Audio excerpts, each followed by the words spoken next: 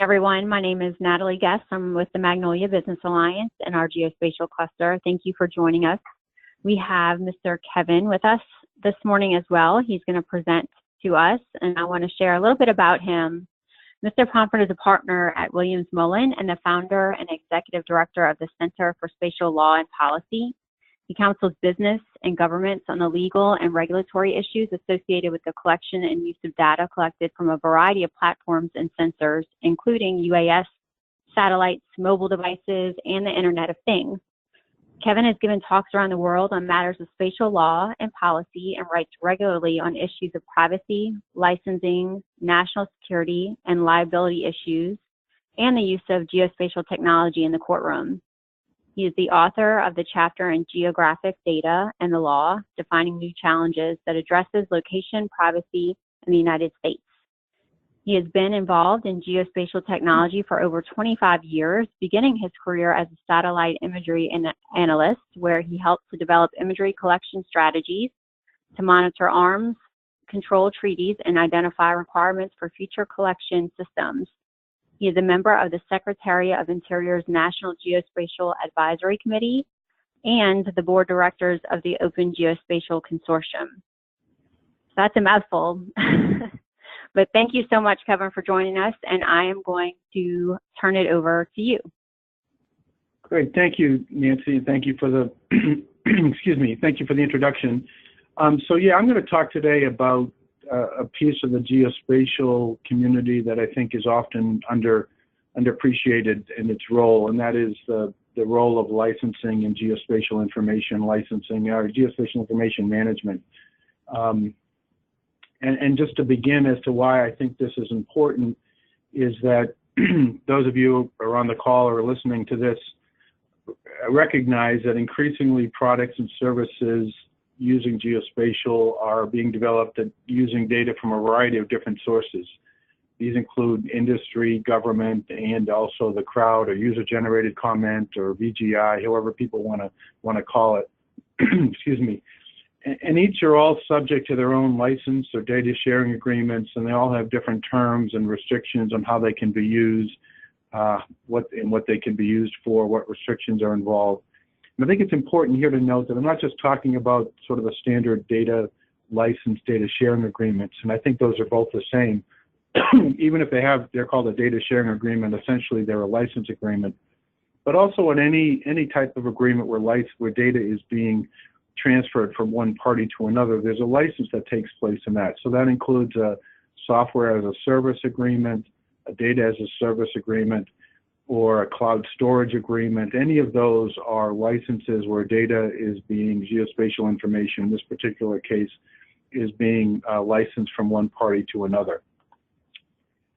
The other interesting aspect of this, I think, is that many of the problems that the geospatial community are trying to address are international in nature. They are getting data from sources outside of the particular jurisdiction you're in, and they are being used to address concerns that are more than just the jurisdiction. And that's one of the power and versatility of geospatial information.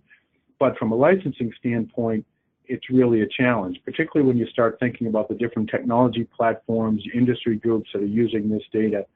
And so when you start aggregating from different sources, different technologies, subject to laws of different jurisdictions, it becomes increasingly complex when you start developing products and services, or if your customers are trying to use your data and integrate them with other data that they're collecting from around the world. And here's just a visual representation of how I see the geospatial ecosystem, where everyone from the government, industry, and then the crowd, if you will, which I include both citizens, university, NGOs, those types of things. We're often both data providers and data users, and often, simultaneously. And those of you who have been following what's going on at Facebook over the past couple of weeks and their challenges associated with Cambridge Analytica, will recognize that, that's the case. We're getting data and content from different sources, but we're also providing that data, and then that data is being transferred to third parties. And you want to know as a data provider, data user, where you fit into that ecosystem, what your rights are, And I often say from a contractual standpoint, which is the data license itself, making sure that, when the music stops, as if we look at this as sort of musical chairs, that you have a place to sit, and that's your license agreement or your agreement with your vendor or supplier as well. And as people become aware of the increasing power and versatility of geospatial information, then also it raises some complex legal issues. And frankly, the legal and policy communities are really playing catch up with technology, with data and geospatial information, and issues that this community didn't have to necessarily worry about even 5 or 10 years ago are now moving to the forefront, right? So we're talking about privacy, national security, open data issues, liability issues associated with the data. So for instance, the crash of the autonomous vehicle that occurred in Phoenix and that led to the tragic death of a woman just a couple weeks ago, is that a hardware problem? Is that a software problem? Is that a data problem or a combination? And who's responsible for that in that sense? And there's a responsibility from a court standpoint or from an ethical moral standpoint, but there's also contractual liability. And again, if you're licensing data or if you're receiving a license from data, making sure that you are protected from a data quality and liability standpoint. And I say in here that, depending on the type of data that you use or the type of data that you're collecting, all of these issues may not be, high priority issues, but they are all issues that most people need to think about on a fairly regular basis. And as I say here, it becomes even more complex in international transactions because the laws differ. And understanding how those laws differ and make sure that you're protected are important. So I'm a lawyer. I often give this talk to people who are more technical engineers and technical folks. So I tried to put my theory into an equation, which the complexity of aggregating data sets is dependent upon the number of data sets, the number of different legal systems involved, and the number of parties removed from the original data source. So if you're collecting data, but you're licensing it to someone else who then aggregates it and licenses it to someone else, that third party, it becomes increasingly important to understand what their rights are to use information, what the jurisdictions involved, not just internationally, but different states have different protections regarding privacy, for instance, and then the number of different data sets and number of different licenses that you need to use to develop your products and services. So all of this, in my mind, in my experience, in working, both from the Center for Spatial Law and Policy that I helped to create, but also as an attorney representing clients on both sides of the transactions, people don't understand geospatial technology, geospatial information, or how broad and important the geospatial community is in a lot of different applications, particularly lawyers. And the problem with that is that in any licensing agreement, unlike a purchase or sale of data or of a product, when you start getting into licenses, frequently you're going to need to get a lawyer involved because a license agreement is, from a legal standpoint, a complex legal document. And it's easier for them if they don't understand the data, if they don't understand how the customers are going to use it, and if the law is unclear, it's easier for them to say no than yes. And the challenge is for both parties to any transaction is to get the lawyers to say yes. And I often see, people who are data providers, not worry about this. They develop their license agreements for the strictest and most protective way that they can, but then they get frustrated when their customers aren't using the data or they're not able to get customers to use the data that they want. And so this friction, this uncertainty, hurts people who are trying to be data providers and into this ecosystem. Unfortunately, I believe this challenge is going to grow even harder as we see new technologies and new applications develop around geospatial information. So 20 years ago, the universe of customers was somewhat limited. People knew each other. People often came from the geospatial community. And so it was relatively easy to reach an understanding as to how data should be used, how it should be licensed, who was responsible for what, even if the license agreement didn't address it or if it wasn't covered in it adequately.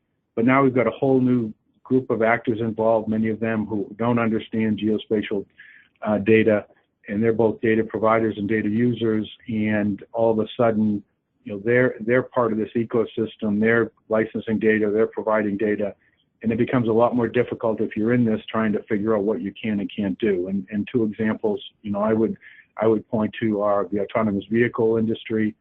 A lot of those folks didn't come out of the geospatial industry, but those are basically just automobiles with sensors that are collecting data and they're using data in real-time decision making every day. And if they're from the auto industry, the technology industry, and if you're creating products and services for them, you want to make sure that your license agreement is proper and protects you, and also gives them the flexibility to do what they want.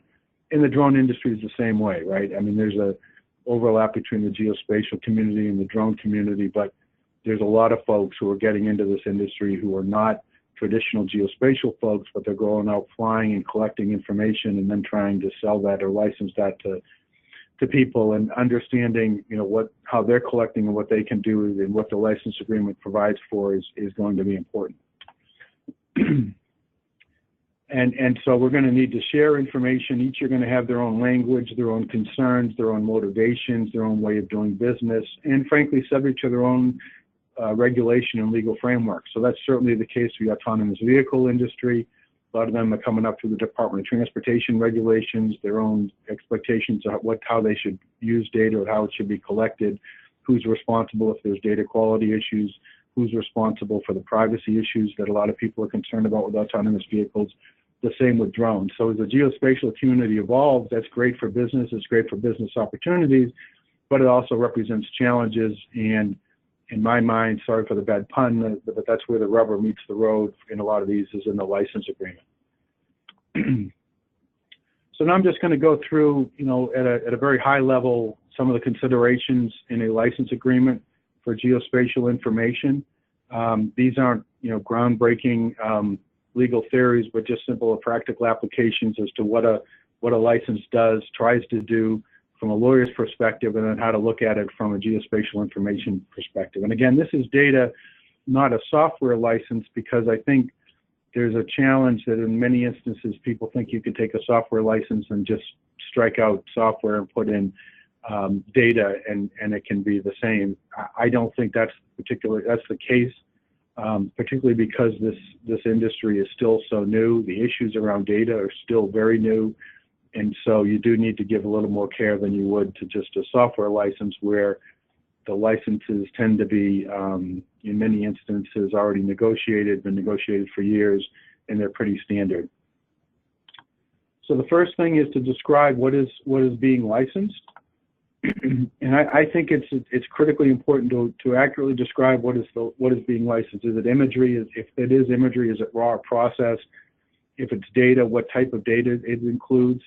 And you can do that through an exhibit or an attachment to the license itself, but just making sure that everyone's aware of what's being included in there.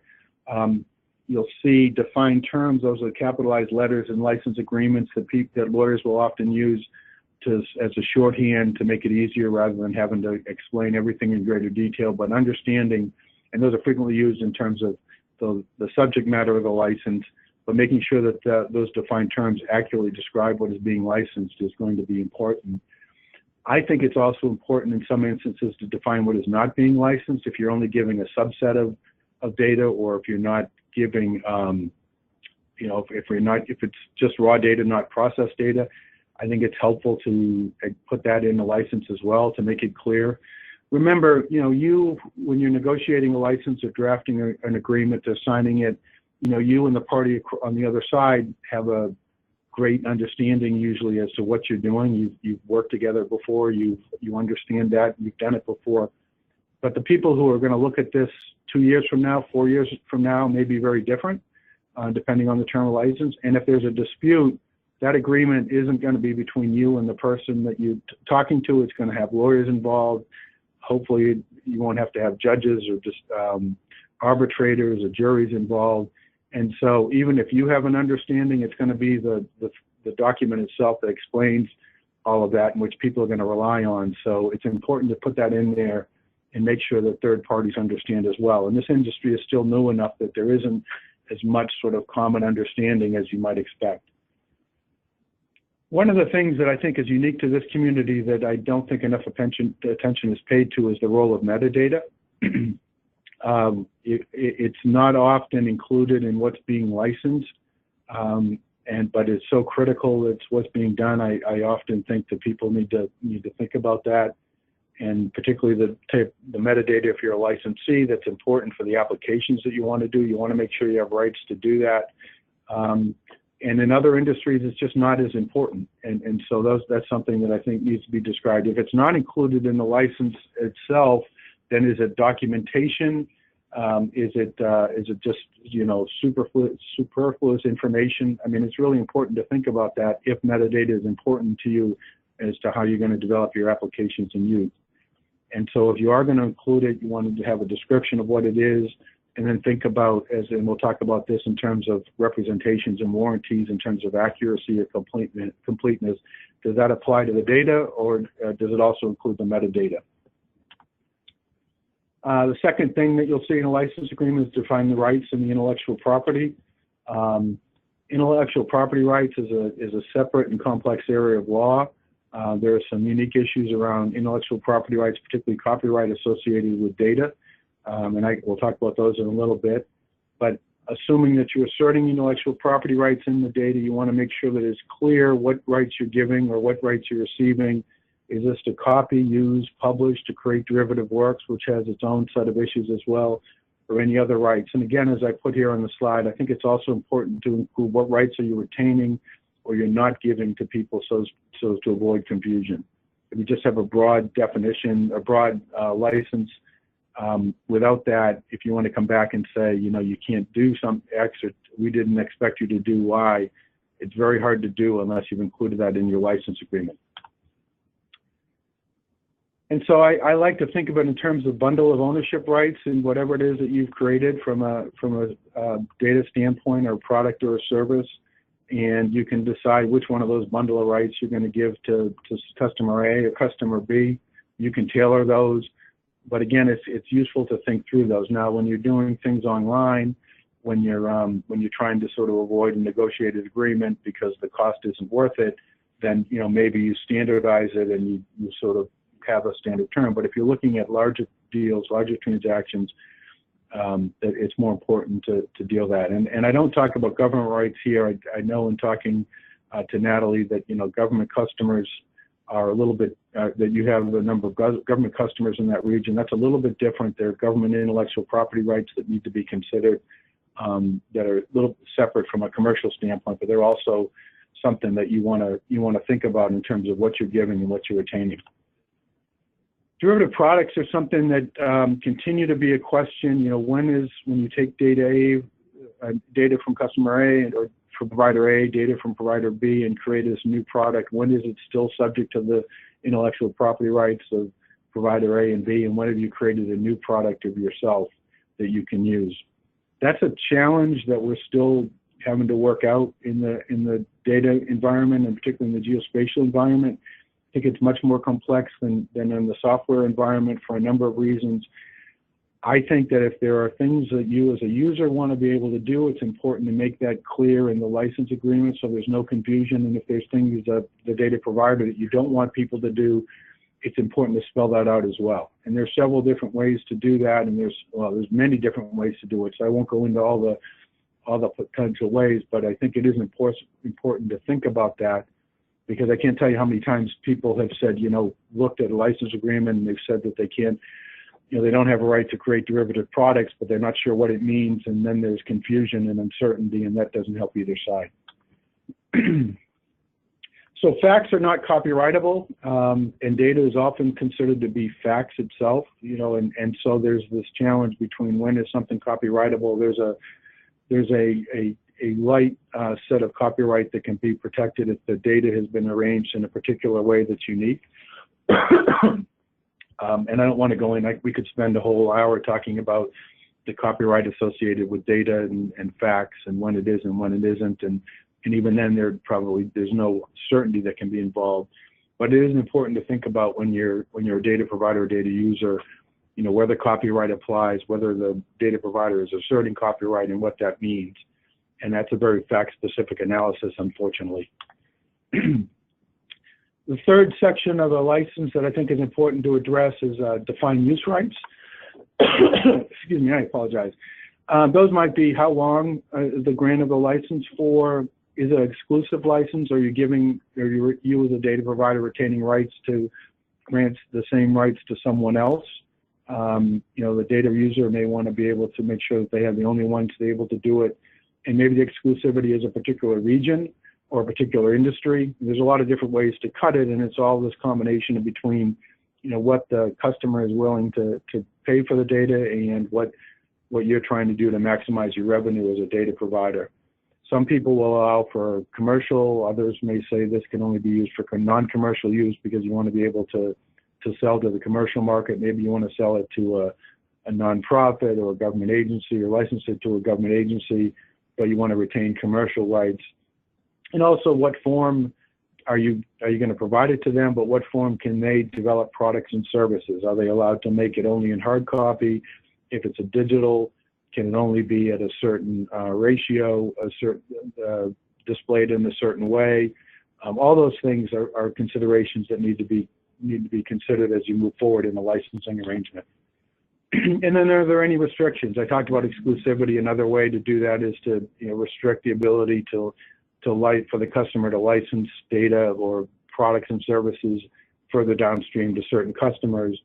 And another way to restrict use is, maybe you don't allow for navigation, maybe for driving in autonomous vehicles. If you don't think the data has the quality to do that, you may want to make sure that that's the case. If you don't think it's accurate or timely enough for real-time decision making, you may want to put that in there as well. If you think that it's not going to be valid because of the data quality after a foreseeable time, or after a period of time, you may include that in there because you don't want it to become stale and then you to be liable. Even if you have the protections in there, it doesn't help either one of the sides if your customer is using data that's stale in applications that result in someone getting injured.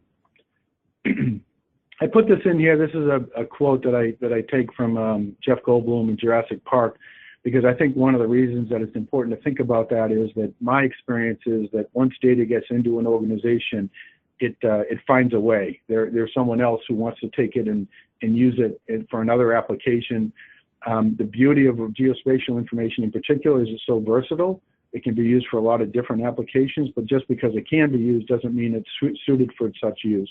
So not only are you losing potential revenue sources as it moves into an organization, but you're also perhaps increasing your risk that it's going to be used in a way that it's not suited for. And as I see it, the trend is for real-time decision-making to be made by people who aren't data scientists, who don't understand geospatial information, and it's being pushed further down into an organization. So in some ways that increases the risk for the data providers from a legal and liability standpoint. And that's why it's important to make sure you protect yourself contractually with the organizations. As an example, when Twitter came out, I'm not sure that the folks who invented Twitter realized that some people were going to be, using the geolocation aspect of that to identify how data was being used within a particular area, or I've seen even at the household level being identified what houses were tweeting. Those are all really interesting and cool applications, but my understanding is that Twitter has revised its terms of service to address some of the concerns that come out of that, particularly on the law enforcement side, because they don't want their people to use their service in ways that not be able to use their service because they're concerned that law enforcement or others are going to use it to track what they're doing. So those are the type of things that as you license data into an organization, I think are important to think about. And a failure to address those, I think, increases risk. It increases risk to harm, liability to third parties, or risk of harm to you if you're the data user. So it is important to understand how data is coming into your organization, not just from a technical standpoint, but from a legal and regulatory standpoint as well. Set forth the payment terms. That's the term that, those are the terms that in almost every agreement, everyone is very interested in looking at. You can make payment in cash. It can be immediate. It can be over time. It can be a royalty based on how the data provider or the data customer is, what products and services they're developing. The data provider may get a license back or get a royalty back through their license based on the amount of sales. If you're doing international transactions, it's useful to put forth exactly what the currency is that's being paid. I have seen some disputes over that because it wasn't addressed. And in some cases, it can be in kind, right? So you may license data to someone, to ask them to clean it up or to aggregate it with data that they have themselves, and then to send that back to the original data provider. But the person who did the cleaning up retains a license to use that data for themselves. So there's a lot of different ways that you can cut it. Payment obviously is the one that's most often, but as you look at developing strategic relationships and partnerships with folks, it's important to think about that as a revenue source, not just the actual cash itself that you might receive. Allocate risks. I tell people, I see people mostly in the geospatial community see licensing as a transfer of intellectual property rights in using geospatial information, but the way that I see it, it is also an allocation of risk between the parties in terms of something goes wrong, if someone uses the data in the wrong way or violates a third party's intellectual property rights. So we have standard contractual representations and warranties as a way to do that. Those are, that the person who's licensing the data is organized under the law of a particular jurisdiction. The person who's the data licensor has ownership rights in the data to license it. But you can consider, whether you have contractual terms in terms of whether accuracy, timeliness, or completeness. Most of the time you'll see people don't want to make representations regarding that, but there are ways around that in terms of how it was collected or what standards were used, in terms of formatting, how it was cleaned up, that don't get to necessarily the accuracy of representation, but it gives the user the comfort that if I find an error and it wasn't done the way that the business said they would, that I have some recourse for what I paid for. And then it's also important to recognize that in certain transactions, there's something called the Uniform Commercial Code that handles certain that inserts in a contractual relationship in certain representations around merchantability and fitness for use of products such as data. And if you're not going to make those representations or you don't want them included in there, it's important to make sure that you've put that in the language of the agreement, that you're not making those. Otherwise, in certain sections, certain codes across the country at the state law level, those will be inserted in. And just going back to what I talked about before in terms of metadata, you want to make sure that you understand what those representations and warranties apply to. So if you have the data itself, but you don't, if it applies to the data but not to the metadata, you want to make sure that the defined terms that I mentioned earlier, the capitalized terms, are properly used in the representations and warranty section. Then the other piece is sort of, a lot of people talk about boilerplate of license agreements, of language terms that you see towards the ends of agreements. Legalese, they're not fun. No one likes to read them, including the lawyers, but there are some important provisions in there that need to be considered, particularly with geospatial information licenses. One of those is just termination rights. When does a party have the right to terminate for breach of the other party? Is it, do you get the right to get out after 30 days without either side? Does someone have a right to enforce if the other party wants to get out? Do you have to continue to supply data even if you've breached it? Do I have to continue to pay you even if I've breached it? There's a number of different scenarios that you want to go through and you make sure you understand. There's also covenants or promises in terms of what happens after the agreement ends, in terms of continuing to how they have to use the data. Do they have to return what's been given to them? Do they have to destroy it? Those are sort of things you want to think about from a business standpoint. If someone has breached agreements, or for instance, if they've used it in a way that violates the terms of the agreement, you give them a cure period. 30 days is often used to say, okay, unless you cure this within 30 days, I don't want to, I get to breach this agreement and you have to pay me in full, for instance. So there's those sort of things to think about. Common one is bankruptcy. If one of the parties goes bankrupt or is declared insolvent, usually the other party has a right to get out, and you may want to consider what additional rights you have, particularly with respect to intellectual property rights in the data or the products that are created. There's been a change in control. If one company is bought out, do you, the other party, have to continue in a relationship with them? Do you have a right to terminate?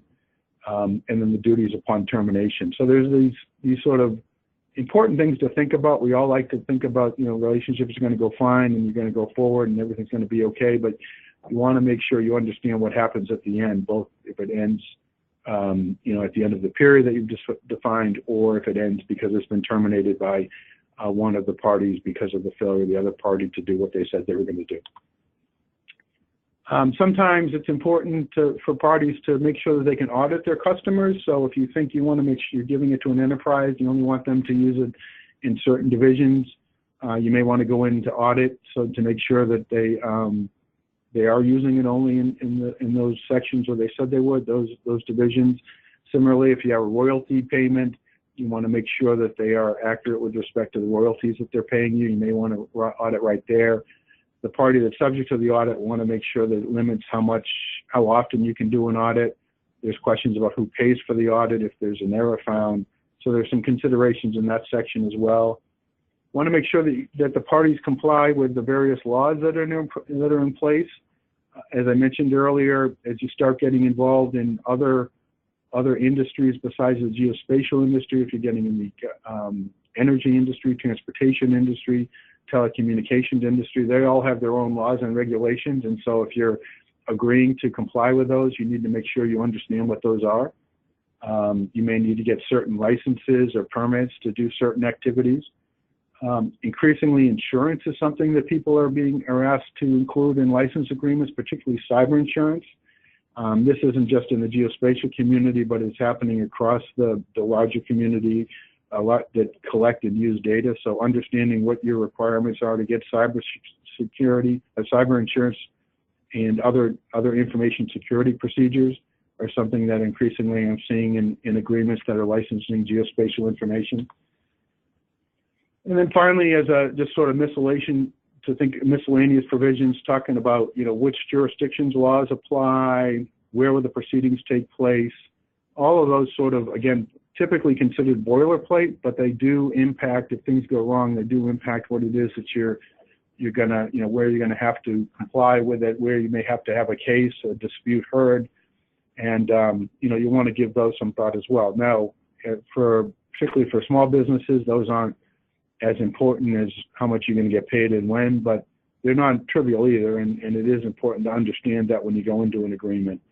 And if you have any questions, if you have a lawyer or someone that you can ask those questions to, and what the risk is, particularly, as I said here, law is still tied to a territory. So with technology now, we can collect and share geospatial information in a second across the globe seamlessly, but the law in country A is very different than the law in country B, and so even though the data is moved seamlessly, there is still some uncertainty associated with what you can and can't do it at the two ends, and that's kind of the challenge that this industry is going to face for a while. I think it'll work itself out, but we're sort of in that sort of unique period right now where things are changing. So those are that's my prepared remarks. I'll be happy to answer any questions that any of you may have.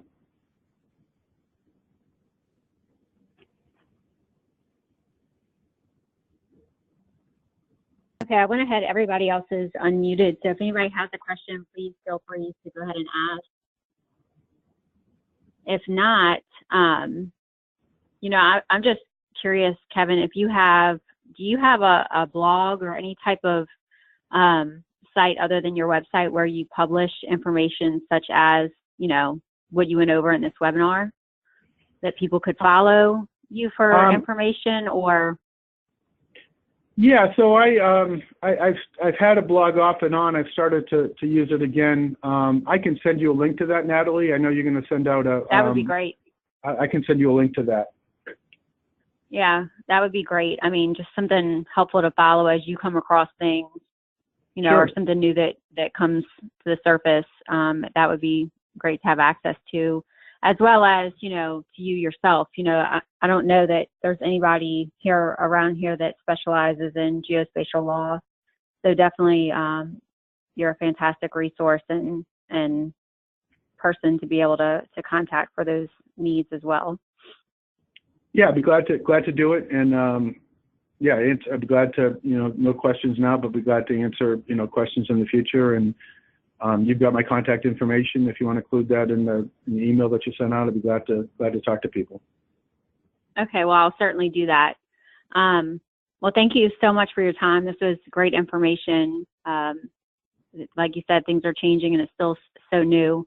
So it's always interesting to see what's going on around the rest of the country too. So we appreciate your time. Thank you so much. And I will be shooting this recorded webinar out to everyone shortly. Great. Thanks, everyone. Have a good day.